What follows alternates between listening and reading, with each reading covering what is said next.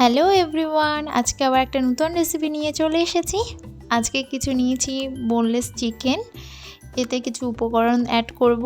আমি প্রথমে দিলাম আদা রসুন বাটা,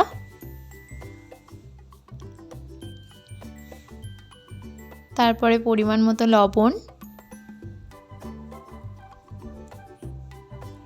পরিমাণ মতো মিট মশলা,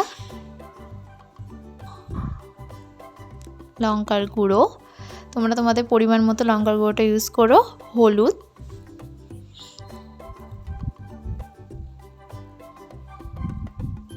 আর সামান্য পাতিলেবুর রস।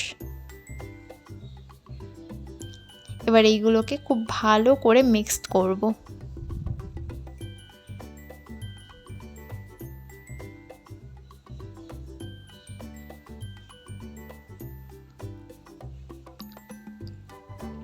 মিক্সড করে কিছুক্ষণের জন্য ম্যারিনেশনে রাখবো, কিন্তু তার আগে এর উপরে আমি রিফাইন্ড অয়েল অ্যাড করলাম যাতে এটা একটু জুসি হয়। সো 30 মিনিট রেস্টে রাখার পর আবারও ফিরে এলাম। আর এবার আমরা এটা ওভেনে করব। তো তার আগে আমরা কি করব, শিকে ভরে নেব যাতে আমাদের সুবিধা হয়। সো এবার এটাকে আমরা বারবিকিউ চিকেন বানাবো, তো তার জন্য একটু ওয়েট করতে হবে। চলো দেখো ফাইনাল রেজাল্ট।